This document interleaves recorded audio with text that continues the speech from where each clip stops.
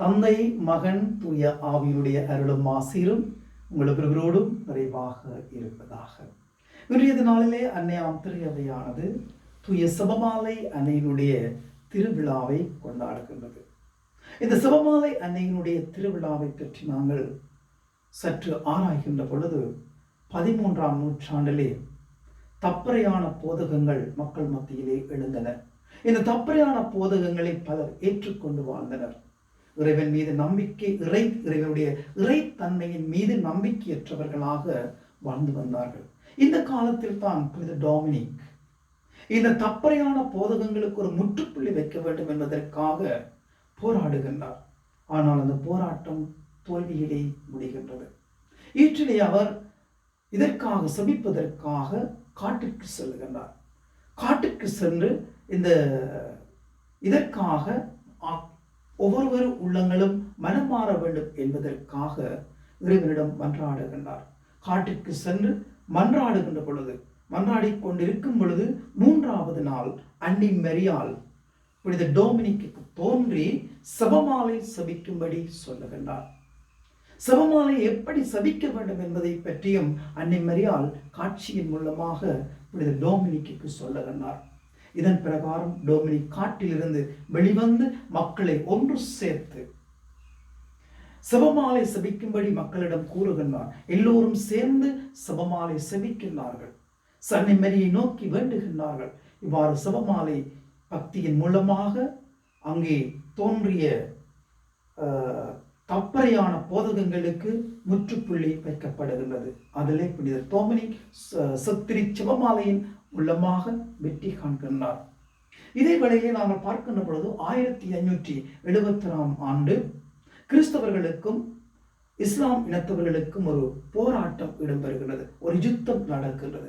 அந்த யுத்தம் நடக்கின்ற பொழுது எல்லா கிறிஸ்தவ மக்களும் ரோம் நகரிலே உள்ள புனித பேதுருவானவர் சதுக்கத்திலே அன்னை மரியாவுக்கு செபமாலை சொல்லிக் கொண்டிருக்கின்றார்கள். அன்னை மரியை நோக்கி மன்றாடி கொண்டிருக்கின்றார்கள். இந்த செபமாலை பக்தியின் மூலமாக, செபமாலை சொன்னதன் மூலமாக அவர்களுக்கு கிடைத்த பலன், அந்த போரிலே வெற்றி பெறுகின்றார்கள். கிறிஸ்தவர்கள் எல்லோருமே வெற்றி பெறுகின்றார்கள். இதன் பிரகாரம் அன்று இருந்த 5ஆம் பவுல் திருத்தந்தை அந்த நாளை ஒரு வெற்றியின் நாளாக கொண்டாடுகின்றார்.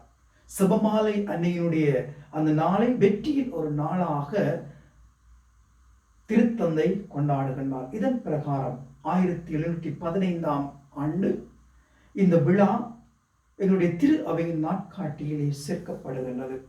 இதன் பிரகாரம் அங்கே பல அபிப்பிராயங்கள் தோன்றியது. இந்த விழா பெரியவர்களுக்கு மட்டுமா சிறுவர்களுக்குமா என்ற ஒரு அபிப்பிராயம் ஏற்பட்டது. இவ்வாறான அபிப்பிராயங்களுக்கு மத்தியிலே 1858ஆம் ஆண்டு பிப்ரவரி மாதம் 17ஆம் தேதி தொடக்கம் ஆகஸ்ட் மாதம் 16ஆம் தேதி வரை லூர்து மலையிலே லூர்து அன்னை புனித பெர்னதேத்து காட்சி கொடுக்கின்ற பொழுது செபமாலை பக்தியை பற்றி எடுத்துச் சொல்லுகின்றார். இதன் பிரகாரம் 1917ஆம் ஆண்டு பிரான்ஸ் நகரிலே புனித பட்டிமா அன்னை 3 சிறுவர்களுக்கு காட்சி கொடுக்கின்றார். லூசியா, ஜசிந்தா, பிரான்சிஸ்கு 3 சிறுவர் காட்சி கொடுப்பதன் மூலமாகவும் அங்கே செபமாலை பக்தியின் முக்கியத்துவத்தை அன்னை மரியாள் எடுத்துச் சொல்லுகின்றார்.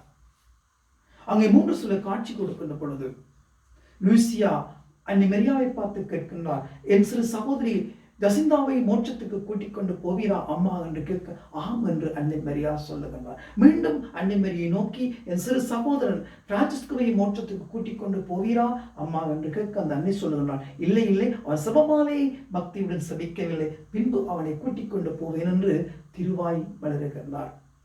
இதன் மூலமாக நாங்கள் பார்க்கின்றோம் செபமாலை பக்தியின் முக்கியத்துவத்தை அன்னை மரியாள் எங்களுக்கு எடுத்துச் சொல்லுகின்றார். செபமாலை பக்தியின் மூலமாக நாங்கள் இறைவனிடம் ஈடேற்றம் அடைகின்றோம் என்பதை பற்றி அன்னை மரியாள் எங்களுக்கு எடுத்துச் சொல்லுகின்றார். இதன் பிரகாரம் 1969ஆம் ஆண்டு திருத்தந்தை உலகம் முழுவதும் இந்த விழா கொண்டாட அனுமதி அளித்தார். அதன் பிரகாரம் ஐப்பசி மாதம் 7ஆம் தேதி தூய செபமாலை அன்னையினுடைய விழா உலகம் முழுவதும் கொண்டாடப்பட்டு வருகின்றது. ஆகவேதான் ரெஜிஸ்பல் பிரியமான என்னுடைய இறை உறவுகளே, செபமாலை சொல்லுங்கள். ஒவ்வொரு நாளும் செபமாலை சொல்லுங்கள். அப்பொழுது அந்த ஆண்டவரிடம் நாங்கள் அன்னைமரி மூலமாக அழைத்து செல்லப்படுகின்றோம். அந்த உணர்வுகளோடு நாங்கள் செபமாலை பக்தியிலே நாங்கள் வேரூன்றி வளர வேண்டும்.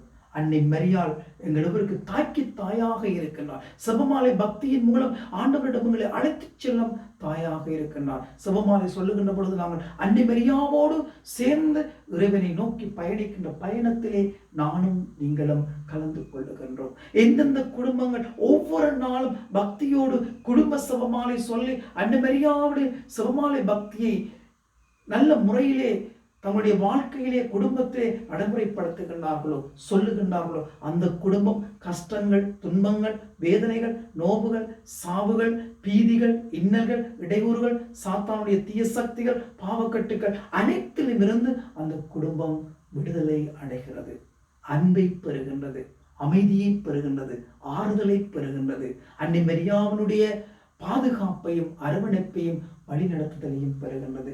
ஆகவே நாங்கள் செபமாலை செபிப்பதன் மூலமாக அன்னை மரி மூலமாக நாங்கள் இறைவனிடம் செல்லுகின்றோம். எங்களுடைய வாழ்க்கையிலே வெற்றி பெறுவதற்கும், எங்களுடைய வாழ்க்கையிலே நல்ல நிலையிலே வாழுவதற்கும், எங்களுடைய வாழ்க்கையிலே சகலவற்றிலும் நாங்கள் சகல கஷ்டங்கள், துன்பங்கள், வேதனைகள், சோதனை விடுபடுவதற்கும் செபமாலை பக்தி எங்களுக்கு கை கொடுக்கின்றது. ஆகவே செபமாலை சொல்லுவோம், அன்னை மரியாவோடு சேர்ந்து பயணிப்போம். அன்னை மரியாவுடைய பயணத்திலே நாங்களும் செபமாலை பக்தியின் மூலமாக நாங்களும் பங்கெடுப்போம்.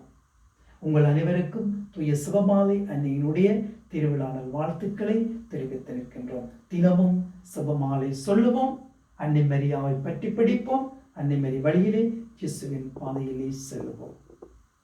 தந்தை, மகன், தூய ஆவி உங்கள் அனைவரையும் நிறைவாக ஆசீர்வதிப்பாராக.